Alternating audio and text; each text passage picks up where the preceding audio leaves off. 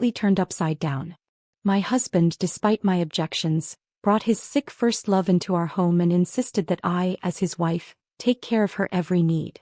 She poured an entire bag of salt into my meals, added dish soap to my water, and even resorted to physical violence against me.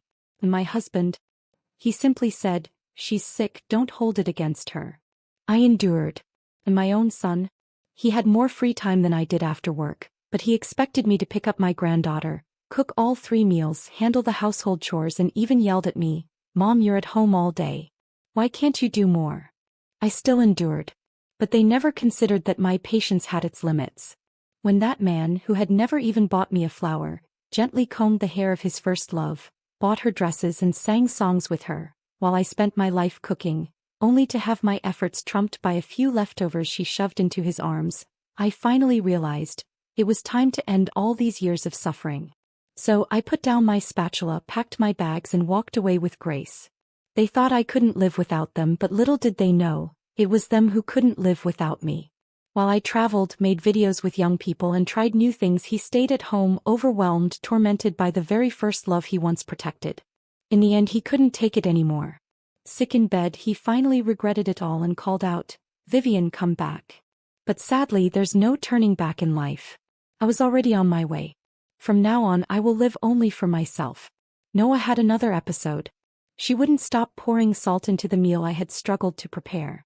I tried to stop her, but with Alzheimer's she was more stubborn than a child and surprisingly strong. She wouldn't relent until she had dumped an entire bag of salt into the pot. I rushed to fish the bag out with a spoon, but the damage was done. The salt had already dissolved into the beef stew. The door opened. Paul went back after his jogging routine, carrying a beautiful dress. But it wasn't for me. It was for Noah. Even at 65, even with her illness stealing most of her memories, she still clapped her hands like a little girl when she saw a dress she liked. Then, like a magician, Paul pulled out a flower from behind his back. Not a rose, just a wild flower plucked from the side of the road. Fresh, fragrant, still glistening with raindrops. Noah's face lit up with joy. She was no longer the woman who had just thrown a tantrum in the kitchen. Now she simply sat quietly on the couch, holding her wildflower and new dress as if they were the most precious treasures in the world. Paul, pleased to see her happy, strode into the kitchen. He didn't notice the exhaustion on my face as he grabbed a spoon and tasted the stew. He frowned. "It's too salty. Why do you always mess up something so simple? Can't you even do one thing right?" Something in my mind snapped. Before I could say a word, before I could even explain, Paul, already furious, grabbed the entire pot of stew and hurled it to the floor. He didn't care about my reaction. He just took Noah by the hand and walked toward the door. "Forget it. I'll take her out to eat. You can stay here and figure out how to save all these terrible meals by yourself." The door slammed shut behind them, and in an instant, the entire house fell into a suffocating silence. I stood there dazed, staring at the mess around me. The petals Noah had scattered across the floor. The pile of dirty clothes she had carelessly tossed aside. And the beef stew now splattered across the tiles, seeping into every crevice. I looked at it, feeling like I couldn't step past the mess no matter how hard I tried. My strength left me. I leaned against the counter and slowly slid down to the floor. It was as if, in that moment, I had lost the ability to move, to think, to feel anything but exhaustion. And that's how I stayed, crouched on the kitchen floor, until my son Jorge came home from work. The moment he stepped inside, he shouted, "Where's Lily? Mom, did you forget to pick up Lily?" He stormed into the kitchen, stopping short when he saw the mess. His gaze flickered from the spilled stew to me, slumped against the cabinets. Then he took a step back and yelled again, "Mom, why didn't you pick up Lily?" I lifted my head. He stood against the light, his face obscured in shadow. "Didn't we agree that you'd pick her up from now on?" I didn't answer. For a second he hesitated, but it didn't last. "I work all day. You're at home. Why can't you just pick up your own granddaughter?" But he was always done with work before 3. And Lily didn't get out of school until 3:30. I murmured, "I'm overwhelmed. I'm too tired." No one heard me. The only response was the sound of another door slamming shut. Jorge left too, leaving me alone in the house. I stared out the window. The setting sun painted the sky in gold and crimson, its light so bright it burned my eyes. So bright that I couldn't stop the tears from falling. How did it come to this? Day after day, year after year. Taking care of Paul. Taking care of Jorge. Taking care of Jorge's daughter Lily. Maybe none of that would have mattered. After all, they were my family and I loved them with all my heart. But now I had to take care of Paul's first love, Noah, the woman he had idolized his whole life, the woman who now had Alzheimer's. I stared at the spilled beef stew on the floor, the mess a perfect reflection of my chaotic life. I looked at it for a long time. Then I lifted my foot and stepped right through it. I didn't care about the footprints I left behind. Let whoever wanted to clean it, clean it. I walked into the bedroom, pulled the covers over me, shut my eyes and forced my mind to go blank. Outside, the sun slowly sank beyond the horizon. The front door opened again. Laughter and chatter drifted into the house. Someone asked, "Why are the lights off?" I heard Paul mumbling something. Then the flick of a switch. Silence followed. Then came the sound of heavy, angry footsteps heading toward the bedroom. Paul flung the door open. Maybe he was trying not to scare his precious Noah, so he kept his voice restrained, but I could still hear the anger simmering beneath. "Why haven't you cleaned up the mess in the kitchen? There are dirty footprints everywhere. Noah could slip and get hurt." "Why me?" I stared at the ceiling as I asked.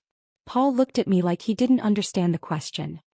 He reached for the light switch and only then did I notice that his other hand was still holding Noah's. "I just said the soup was too salty. I dumped it so you could make it again and actually learn how to cook properly. Did you really have to throw a tantrum over it? The doctor said Noah can't have high-sodium meals, which is why I got upset. Maybe I overreacted a little, but it was for her health." My vision blurred. I forced myself to stay calm to keep my voice from shaking. Inside I felt everything at once. Sadness, anger, disappointment, and an overwhelming sense of worthlessness. It was Noah who kept pouring salt into the pot. "But she's sick." Paul cut me off without hesitation. His face was filled with nothing but impatience and disdain. "Do you really need to argue with someone who's ill? Can't you just be a little more understanding?" As if I was the one being unreasonable. The front door opened again. Jorge had come home with his wife Lucy and Lily. The moment Jorge stepped inside he called out, "Mom, I'm starving. Let's eat." Lily ran in with her backpack bouncing behind her. "Grandma, my teacher assigned a craft project. We have to make a picture with river stones. Come with me to find some, okay?" I sat up, staring at the ever-growing trail of footprints across the floor. No one, not a single one of them, had stopped to clean the mess. Everyone just stepped over it like it wasn't even there. Like it was understood that cleaning up wasn't their job. It was mine. Paul turned to Jorge as he led Noah away. His voice was laced with mockery. "Forget it. Just eat out. Your mother's in one of her moods today. Decided she's on strike." Jorge clicked his tongue in annoyance and followed him out. One by one they all came in together and one by one they all left. Someone on their way out flicked off the light. And just like that the house was dark again. Empty again. The only thing left in the silence was Paul's parting words, still echoing in my ears. "Hurry up and clean the floor. Noah likes to sit on the ground and play sometimes." That was it. He hadn't asked if I'd eaten. Hadn't asked if I was okay. Nothing. Before Noah moved in, I never knew Paul was capable of being so gentle, thoughtful, and romantic toward someone else. We had been married for 30 years and in all that time he had almost never given me flowers. But he didn't smoke, didn't drink, came from a well-off family, and never hesitated when he needed to spend money on me. He was a programmer, a logical, analytical man. Romance wasn't his strong suit and I had convinced myself that it was fine. That even if he wasn't tender or affectionate, life would go on. I had always believed that's just the way he was. But then Noah got sick. And Paul, ignoring my protests, insisted on bringing her into our home. That was when I realized, Paul did know how to make a woman happy. Watching Paul care for Noah felt like looking back in time, like seeing 18-year-old Paul and 18-year-old Noah all over again. When they were together, they only had eyes for each other. They looked like a young couple, radiant, brimming with youth. They had no money but they had love and that was enough. Me. I was like so many women who become a man's second-best choice. The one he settled for, not the one he truly loved. I was the practical decision, not the one his heart had longed for. And at 65 years old I was only just realizing it. But the good thing was even now it wasn't too late. That night, I didn't bother finding out who, if anyone, had finally given in and cleaned up the mess in the kitchen. I had gone to bed early. At some point in the night, I vaguely felt Paul shaking my shoulder, trying to rouse me. He wanted me to get up, clean the floor, and bathe Noah. I rolled over and ignored him, pretending not to hear. He called my name a few more times, but when I didn't respond, he gave up. In the end, he let Noah go to bed as she was and didn't come back to our room. I figured he had gone to sleep with her instead. For the first time in a long time, I had the bedroom to myself. And I slept soundly until morning. I couldn't even remember the last time I had slept that well. At some point, I had fallen into a pattern, being the first one awake to cook for everyone and the last one to sleep after tidying up the house. But why? When I woke up, I didn't call anyone. I simply got dressed and went out for a walk. By the time I returned, it was past 8. Paul saw me and immediately scowled. "Where did you go without saying a word?" "Noah's hungry." I set my bag down, hung up my coat, and walked straight to the bedroom. "Then make her something yourself." "Why are you waiting for me?" Paul froze, clearly caught off guard. He hadn't expected me to refuse him so firmly. After all, I had spent decades serving them without complaint. Finally, he muttered something about me acting crazy again, grabbed his keys and took Noah out for breakfast. But when Noah and I were alone in the house, she would sometimes hit me on purpose.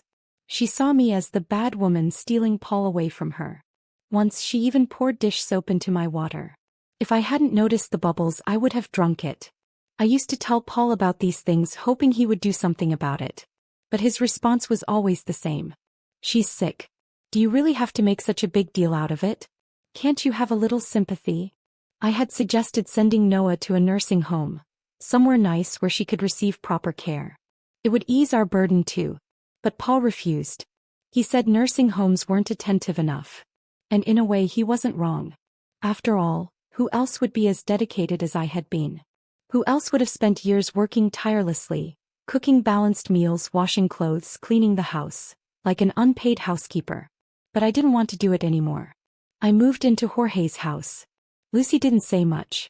In fact, she seemed happy to have someone around to help take care of Lily. But Jorge kept trying to convince me to go back. "Dad can't live alone, Mom. How could you just leave him like that?" I didn't even bother looking up. "He's got 2 hands and 2 feet just like me. If I can manage, so can he." Jorge had no response to that, but he didn't give up. When my birthday came around, he insisted on celebrating it properly, begging me to cook a meal. After much persuasion, I gave in. I spent the whole afternoon in the kitchen, making Lily's favorite apple pie and Jorge's favorite seafood risotto. By the time the kids got home from school and Jorge finished work, I had everything ready and was excited to bring the dishes to the table. Then Jorge opened the door, revealing Paul and Noah standing behind him. Paul stepped forward, holding a cake, his face stretched into a smile that was meant to look warm but felt anything but. "Dear, happy birthday." I froze. Then I looked down at Lily, clapping excitedly beside me, and let out a quiet sigh. "Just put it down." I couldn't exactly tell him to get out, not in front of the child. Even though deep inside I already knew why he was here. This wasn't about me. He wasn't here because he truly felt sorry, or because he wanted to make things right. He was here because he wanted to lure me back, so I could continue being his and Noah's unpaid maid. Paul mistook my silence for forgiveness. He even offered to go buy some wine and drinks for the celebration, then turned and left. Lily happily stuck candles into the cake but couldn't find a lighter, so I went to the bedroom to get one. When I came back, I was met with an unbelievable sight. Noah had taken all the food I had spent hours preparing and dumped it into the front of her dress, hoarding it like a child stuffing toys into their pockets. One hand was still gripping the cake, shoving handfuls of it inside as well. Lily stood there wide-eyed before bursting into frightened sobs. The sound of her crying caught Noah's attention and she turned toward her. Then without hesitation, Noah reached out, ready to push Lily to the ground. I didn't have time to. My body reacted faster than my mind and I shoved Noah away. At that exact moment, the door swung open. Paul had returned and what he saw was me pushing Noah. His face contorted with fury. "Vivian, what the hell are you doing? Have you lost your mind?" He dropped the bottles in his hands, the glass shattering against the floor as he rushed toward Noah. Of course she was fine. I hadn't even pushed her hard, just enough to keep her away from Lily. But she stood there, trembling, eyes red, looking like the most pitiful creature in the world. She turned her back to us and opened her hands to show Paul the food she had hidden. "For you," she whispered. "I saved it for you. They were eating without you, so I kept some just for Paul." Paul stared at the food in her hands, frozen. Then, without warning, he turned and flipped the entire table over. The dishes I had spent all day preparing on my birthday crashed onto the floor. He glared at me, eyes blazing with rage. Then he raised his hand as if he was about to hit me. "If you're angry, take it out on me," I said coldly. "But don't you dare act like I did something wrong." Paul's hand trembled. His face twisted with disgust. "I can't believe you," he spat. "I never thought you'd be this kind of person. You're nothing but a jealous, hysterical shrew." Then, without another word, he grabbed Noah's arm and stormed out. 30 years of marriage. And this was all it amounted to. In his heart, Noah saving him a handful of food meant more than the 3 decades I had spent cooking for him. Lucy was busy comforting Lily while Jorge sat at the dining table, doing nothing but criticizing me. "Mom, come on. Noah's sick. Can't you just let it go?" Lucy tugged at his sleeve. She was about to push Lily. If Vivian hadn't stepped in, Lily would have fallen. But Jorge dismissed it without a second thought. "You're both overreacting. Noah isn't like that." I looked at him, cold and emotionless. He didn't notice. He couldn't see my exhaustion. He couldn't see my pain. All he could see was his father's side of things. "Dad's just being a good man. And Mom, seriously, at your age, why are you still acting jealous like some scorned woman? It's embarrassing. You had a perfectly good home and you're the one who ruined it. Just look at what you've done." I let out a sharp laugh, cutting him off. "A perfectly good home? Do you know what that was built on?" I thought of all the nights I'd stayed up late, exhausted, unable to sleep. All the times I'd gotten up alone to rub the ache from my back. The peace you enjoyed came at the cost of my never-ending sacrifices. Lucy gave Jorge another warning tug, trying to get him to stop, but he just scoffed, his voice dripping with mockery. "Mom, stop exaggerating. It's just cooking and laundry. Since when is that some grand sacrifice? I know Noah. He's just sick. He forgets things. She acts a little childish. She's not this monster you're making her out to be. You just don't like her and want to kick her out." I was so furious I almost laughed. Listening to him twist everything, blame everything on me. It made me wonder why I had bothered raising him at all. "Get out." Jorge blinked in shock. I pointed to the door. "Get out of my sight." His face darkened and he shot up from his chair, yelling, "If anyone's leaving, it's you. This is my house." It was hard to describe what I felt in that moment. I saw Lucy pinch Jorge's arm, saw the instant regret flash across his face after the words left his mouth. But it didn't matter. I had already realized something. This place was never my safe haven either. I didn't argue with him. I simply turned and went to my room to pack my things. But once I had finished, I stood there looking at the small pile of belongings and realized there wasn't much to pack. Most of my clothes were years old, worn over and over again. I had always told myself there was no point in buying nice things at my age. Better to spend the money on Jorge, on Lily, on anyone in the family but me. I thought of my best friend, long since passed, who had once warned me that I was spoiling Jorge too much. Back then I had laughed and waved her off. "No way," I'd said confidently. "Jorge is my little sweetheart." I picked up a black winter coat from the pile. Jorge had bought it for me when he was just a boy. He had saved up money from walking neighbors' dogs and delivering newspapers, and on a cold winter morning, he had shyly handed it to me, beaming with pride. "Dads have daughters as their little princesses," he had said. "But I'm your son. So I'll be your little sweetheart." I held the coat for a long time. Then finally I took it out of my suitcase. Memories were beautiful, but they belonged to the past. I had no interest in being trapped in them anymore. I grabbed my suitcase and headed for the door, only to come face to face with Jorge, who had just stepped inside. He froze, then quickly blocked my way. "Mom, what are you doing? Where are you going?" I didn't have an answer. I had once owned a small apartment, but I had sold it to help Jorge buy his house. But what I did know was that I didn't want to stay near any of them anymore. When I didn't respond, Jorge sighed. "Mom, I'm sorry. I shouldn't have yelled. Are you going home? Let me drive you. Just talk to Dad. You're married. Good or bad, you're supposed to stick together. You need to understand him, be more patient. I shook my head. There's no need. Where I go from now on has nothing to do with you. After leaving Jorge's house, I checked into a hotel for a few nights. Then, as quickly as possible, I found a rental and hired a divorce attorney to draft an agreement. Paul and I had built a modest fortune over the years. Not too much, not too little, but enough for retirement. I didn't want all of it. Half was fair enough. While the attorney printed the papers, I smiled and asked her, "Do many people my age come in for a divorce?" She was a young woman, barely 30, and she didn't even look up as she replied with a casual smile, "Of course. Plenty. Marriage is a choice. And women have choices too. No matter how old you are, you have the right to decide whether you want to stay or leave." Something inside me loosened. Like the last lock on my heart had finally been undone. "You're right," I murmured. No matter how old I was, as long as I was willing, I could still take charge of my life. Age wasn't an obstacle.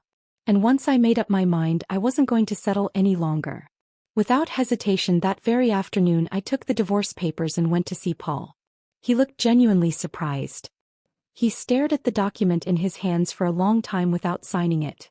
I glanced at Noah, who was wearing the dress Paul had bought her that day. "The sooner you sign, the sooner you can give your first love the place she deserves," I said. "Wouldn't that make it easier for you to take care of her?" Paul sighed, pinching the bridge of his nose. "Vivian, I've told you so many times. There's nothing romantic between me and Noah. She's just a friend, she has no family now. We're longtime old friends. Taking care of her is just the right thing to do. Just friends." I had watched him with her these past months. I had seen the way he looked at her. The tenderness in his eyes, soft as water, like she was the most precious thing in his life. I had heard him singing to her while I toiled away in the kitchen. Had watched them sit together, reminiscing about their youth, their golden days. Maybe he didn't love this Noah. But I knew without a doubt that he had always loved the Noah from his past. And maybe, in all these years of marriage, his heart had never truly belonged to me at all. But none of that mattered anymore. I studied him, Paul, 65 years old, still sharp, still energetic. Compared to me, he looked so much younger. Whenever we went out, strangers often assumed we were siblings. The irony? I was actually younger than him. I suddenly asked, "Do you know why I look older than you?" Paul didn't respond. I closed my eyes, replaying my daily routine in my mind. Cooking, cleaning, running the household. You all talk like it's nothing. But food doesn't magically appear in the fridge. Dishes don't clean themselves. Laundry needs sorting, washed clothes need ironing, trash bags need replacing, recyclables need separating, shoes get dirty the moment you step outside. I opened my eyes and met his. "Paul, I don't owe you anything. And I certainly don't owe Noah anything. Your words might sound noble, but your actions are disgraceful. I want a divorce. I'm done waiting for you to change. I just want to live my own life." Paul still didn't understand. Or maybe he just refused to. "Vivian, I'll help out with housework. Noah doesn't need you to take care of her anymore. Can't we just stay married?" The moment I heard "help out," I knew there was no point in continuing this conversation. He still didn't get it. To him, this was just another way to push me back into my role, to make me agree to continue carrying the burden alone. But household chores weren't some natural-born obligation of mine. And I had no interest in playing that role any longer. I only wanted to leave. To cut my losses. Paul tried to stop me. He grabbed my wrist, blocking me from getting into the taxi. "Vivian, I swear there's nothing between Noah and me. We've been married for over 30 years. I cut him off. "Then are you willing to put her in a nursing home?" His face changed. Silence. I let out a quiet laugh. "There it is. You just want me to compromise. Again. We've been married nearly 40 years, Paul. I gave you everything. Now do me one favor, let me go." I had said it so many times, "I'm tired." But Paul had never truly heard me. He had never seen me. To him, my exhaustion was an exaggeration. My sacrifices were just part of my duty. I wasn't invisible. I deserved to live for myself. And this time I would. Paul eventually agreed to the divorce and signed the agreement. When we went to court for the hearing with our respective lawyers, his male attorney tried to talk me out of it. "Are you sure? After all these years, surely there's no problem too big to overcome." Paul turned to look at me. "Vivian." I cut them both off. "The difficulties aren't dependent on whose feet they land under. Some may find it easy, But that's only because they're not the ones walking in the shoes. Whether life is bearable or not is something only the person living it can truly know. Neither Paul nor the attorney spoke after that. We finalized the divorce and only waited for the court's official documents to be mailed to us. After dividing the assets, I realized I wouldn't be able to afford another apartment in this expensive city.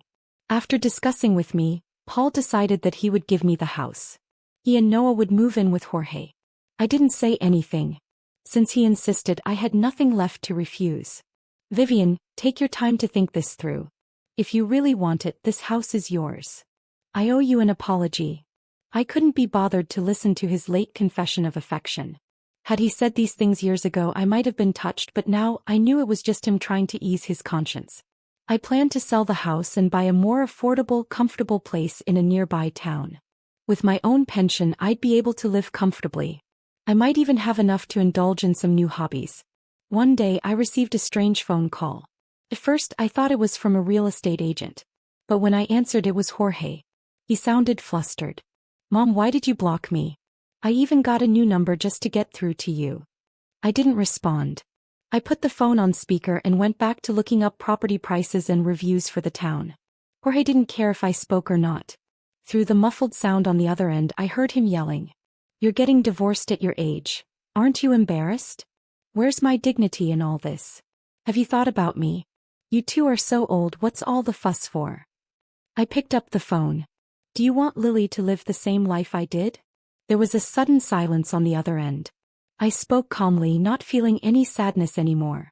I just wanted to teach him one last lesson. You've grown up and can't understand your mother. But what about Lily? Do you want her to marry and just spend her days in the kitchen, taking care of everyone's needs without any care or understanding in return? Jorge remained silent, only his breathing on the line. I took a deep breath. Do you want Lily to listen to your words and think that a woman's life should be all about cooking and cleaning, and that after decades of marriage she'll realize her husband never loved her and then expect her to take care of his first love? I pictured Jorge as a child in my mind, holding an umbrella in the pouring rain, running out to meet me and take me home. I had once loved this child deeply, and I believed he had once loved me too. But time had changed so much. A bitter ache spread through my chest.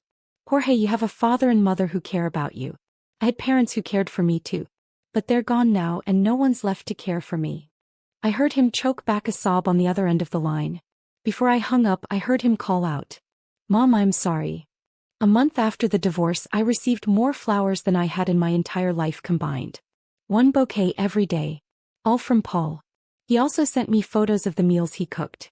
The eggs were burnt, the cereal was drowning in milk, and the pasta was a gluey mess stuck to the plate. It seemed like he wanted to prove that he could change, that he could improve, little by little. But I wanted to tell him we're 65, not 25. If he had truly wanted to change, he should have done it when we were 25. All these years he never even thought about it, until I finally left. It was too late. I wasn't waiting for him anymore. I didn't respond to his messages. I was too busy living the life I had planned for myself. Under the way of house hunting, I traveled, visiting new places, experiencing different cultures, and trying all sorts of local foods. Along the way, I met many young people, college students, working professionals. They were warm and lively, and when they saw me traveling alone, they enthusiastically taught me how to take better tourist photos, how to capture landscapes in a more artistic way. For a while we traveled together, snapping pictures along the way. Looking at the photos, I couldn't help but sigh. They look so beautiful. A small regret bloomed in my chest. The regret of having wasted my youth, of not realizing all of this sooner. Maybe they sensed what I was feeling because both girls hugged my arms from either side.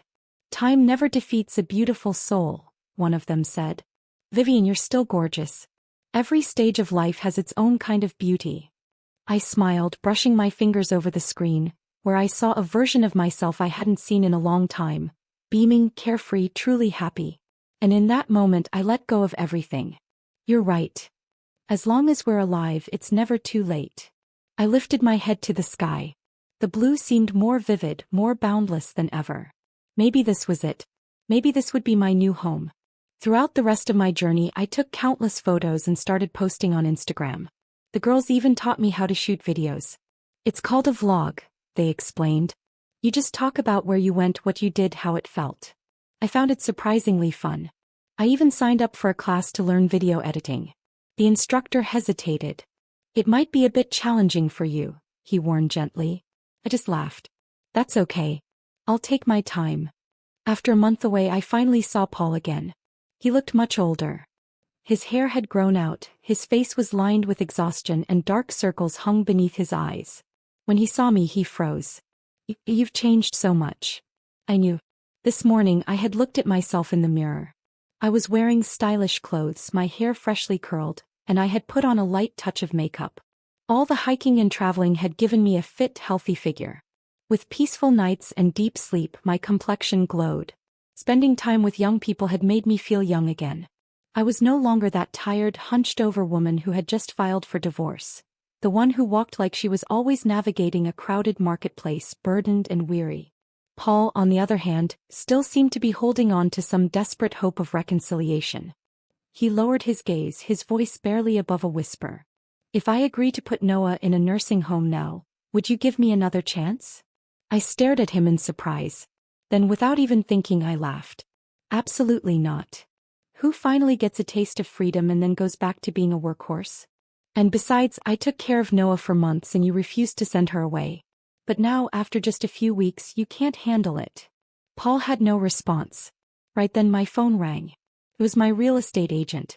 He told me he had a potential buyer for my house and was already waiting outside my rented apartment with him. The buyer, coincidentally, was also an older gentleman, recently divorced. Paul watched as I got into the car with them. I saw the way his expression twisted, the way his thoughts spiraled into the wrong conclusion. Then suddenly he rushed forward and blocked the car. His hands shook as he glared at me. Who is he? I rolled my eyes. And what does that have to do with you? Paul took a deep breath, his voice trembling with anger. He just got divorced and now he's after you? What kind of man does that? He can't be a good person. I arched a brow, amused by his hypocrisy. I didn't even bother explaining. Instead, I smirked and shot back. Oh. Then tell me, what kind of good person keeps his first love under the same roof as his wife for months before even considering divorce? Paul suddenly stiffened. Meanwhile, my real estate agent smoothly reversed the car, maneuvering around Paul before driving off. He chuckled, shaking his head. Time is money. Let's focus on business. I smiled. Exactly. The real estate agent worked efficiently. The third buyer who came to view the house decided on the spot to take it. As we signed the contract, she leaned in close and whispered, "Vivian, I'm actually a fan of yours." I blinked in surprise. A fan. She pulled out her phone and to my astonishment, I saw that she was following my Instagram account. She told me she had been laid off 3 times and had been struggling to find a new job, but recently she finally secured a good spot at one company. Whenever she felt overwhelmed, she would watch my videos. They always fill me with so much motivation, she said. I want to be like you. No matter what I had gone through, I want to have the courage to start over. I looked into her young, determined eyes. And for a moment I saw myself from years ago, Paul and me standing in the same house when we first bought it. Back then we had nothing but each other. We had worked hard to afford this home. We had sat together in its bare, unfinished rooms, dreaming of our future. And now this house belonged to someone new. And I too was stepping into a new life. I moved to my new home in another city, not too far from my old one, but with better scenery and a lower cost of living.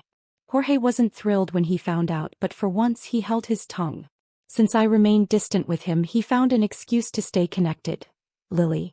Every spring and fall break he would send her to stay with me. I had no love left for Paul or Jorge. But Lily? She was my granddaughter, sweet, well-behaved, full of life. How could I not adore her? The conflicts of adults had nothing to do with children. Whenever she visited, I took her on trips or we signed up for classes together. This year we were learning oil painting. One day in class, I noticed that Lily wasn't her usual cheerful self. She kept sighing. I reached out, ruffling her hair. What's wrong? You're too young to be sighing like that.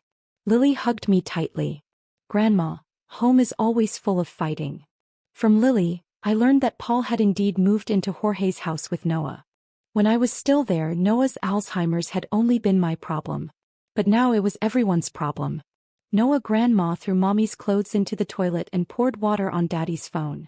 Lily cradled her face in her hands. She even tore up my homework. I told my teacher, but she didn't believe me. They fight about her all the time. One time they were yelling so much they forgot to lock the door and Noah ran away. I was startled. Noah might have been a burden, but she was still a sick woman. The worst I had ever wished for was for her to be placed in a care home, not to be abandoned on the streets. She ran away. Lily patted my hand, reassuring me. Don't worry, Grandma. The police found her and brought her back. I exhaled, relieved. Lily frowned. But Grandpa got so scared he fell sick. She leaned into me. Grandma, when Grandpa was sick he kept calling your name. Paul was sick. Lily showed me during a video call. He looked pale, worn down. But he wasn't hospitalized. His wrist was tied to a rope, one end wrapped around him, the other around Noah. The tenderness he once had for her was gone. When Noah tried to run, he instinctively smacked her. She had gotten worse. She didn't even recognize her Paul anymore. She cried, backing away, throwing things in a frenzy.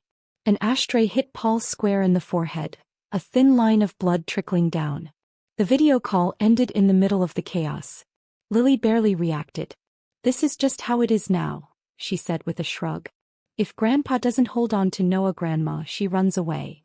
She even went to the police and said Grandpa was abusing her. Lily leaned in closer. Grandpa says he knows he was wrong.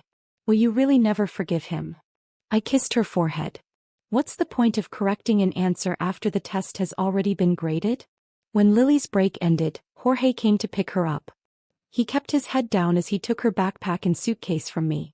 Neither of us spoke as I helped Lily into the car. She hopped inside, cheerful as ever. Then, just as she disappeared into her seat, Jorge suddenly started crying. Loud, uncontrollable sobs. Embarrassed, I turned my back to him, pretending I didn't know him. But he kept crying until suddenly he wrapped his arms around me. Like he had when he was a child. In a small, broken voice, he whispered, "Mama." I didn't respond. And he didn't call me again. Before I walked away, he pulled me into one more hug. "Mama, I miss you. Mama, I'm sorry." Sitting in my own car, I closed my eyes. The first word a child speaks is often mama. And in the last moments of life, many people call for mama again. Maybe deep down, children always love their mothers. But too many of them only realize it when it's too late. I knew why Lily had said those words. I knew who had told her to say them. But I wasn't going back. My phone buzzed. Your scheduled flight departs in 3 days. 14 days, 14 nights. I had booked a trip to France. We danced, poorly but joyfully, by the Seine. We haggled in vintage shops. We stood in awe before the towering grandeur of Notre Dame. By the time I returned, my Instagram following had grown by another 1,000. I often chatted with followers. But today was different. Today I saw a familiar profile picture. A message. "Can I see you one last time?" I realized then, I didn't hate him as much as I thought I did. So I went. Paul lay on the hospital bed, frail as a sheet of paper. His eyes were closed, his breathing light. He hadn't noticed me yet. Jorge sat beside him, exhausted. When he saw me, he froze. Then suddenly he jumped up, a little too eager. "Mom." His voice startled Paul awake. Paul blinked, his gaze hazy as he tried to focus on me. Then he smiled and reached out his hand. "You came." I didn't say anything. I just sat down by his bed. "How did you end up like this?" Paul still seemed caught between dream and reality, his eyes lingering on me, studying me carefully. "You're so heartless," he murmured, his voice tinged with both bitterness and longing. "You left for so long, didn't even visit me in my dreams." He let out a small chuckle. I never had much of a poetic soul, but for some reason, a verse came to mind. "I am sick and lost in my delirium, yet even in my dreams you do not appear." I looked at him without a word. Jorge, standing nearby, spoke softly. "Dad's been confused lately. The doctor said it's just stress and lack of sleep. Nothing too serious." I waved my hand, signaling for him to leave us. Now it was just me and Paul. He looked at me for a long time, then suddenly struggled to sit up. "Vivian, if I hadn't said I was dying, would you still have come to see me?" I nodded. "No."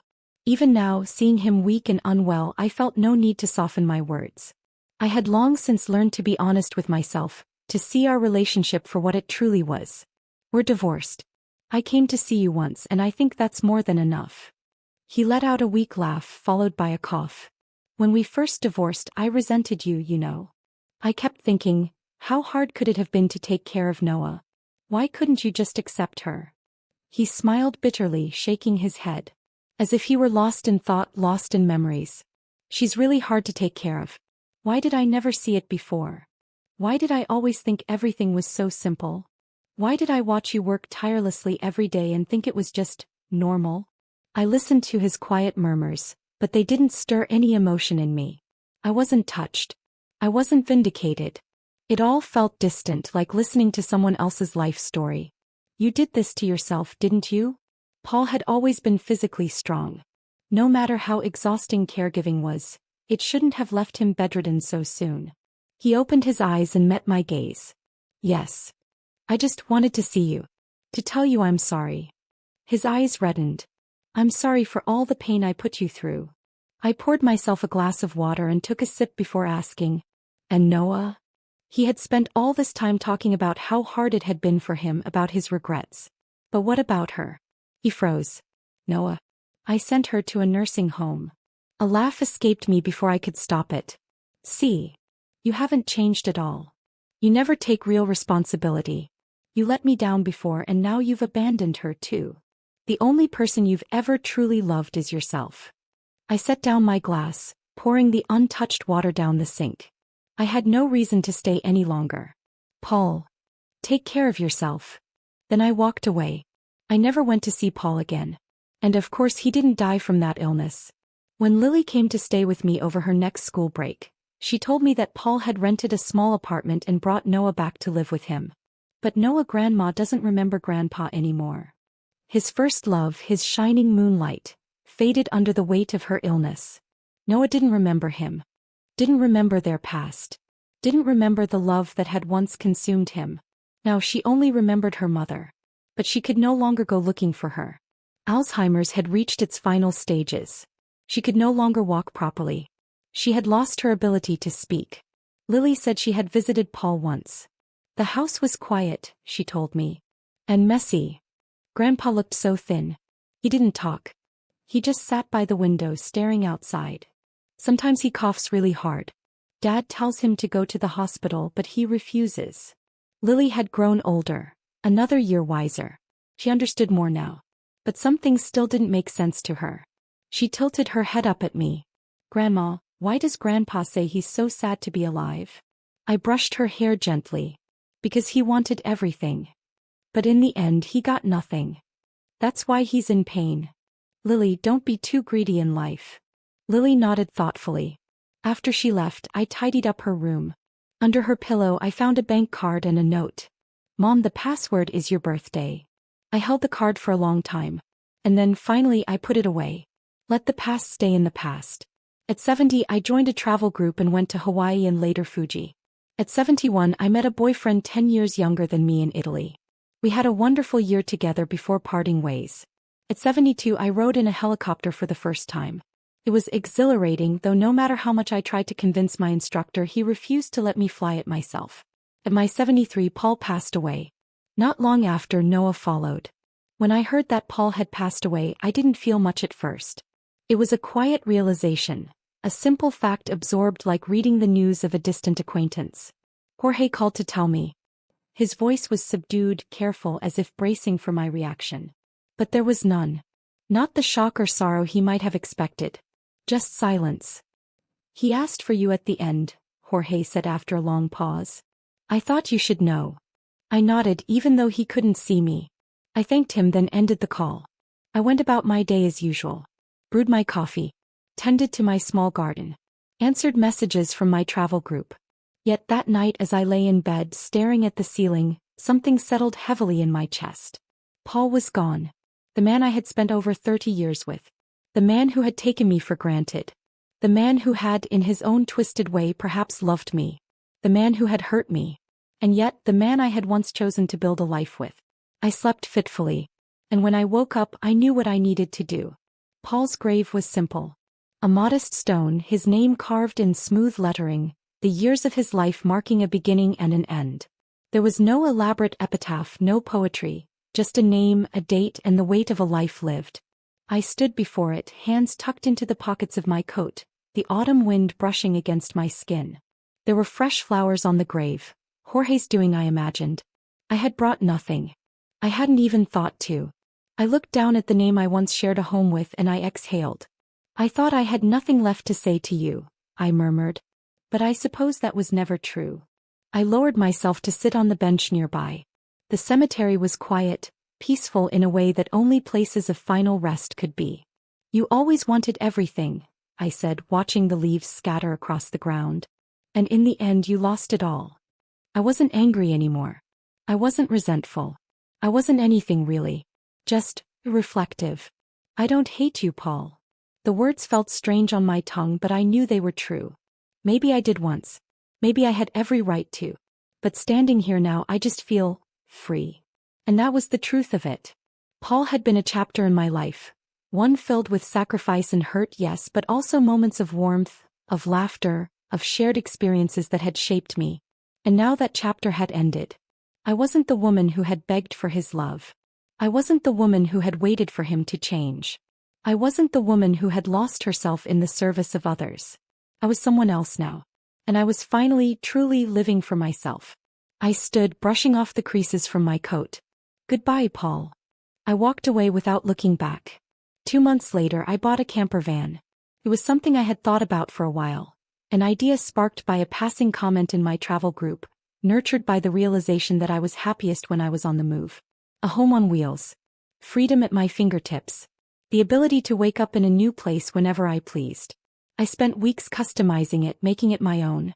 A cozy bed, a kitchenette where I could make my morning coffee, a little bookshelf filled with novels and travel guides. I strung up fairy lights inside, making it warm and inviting.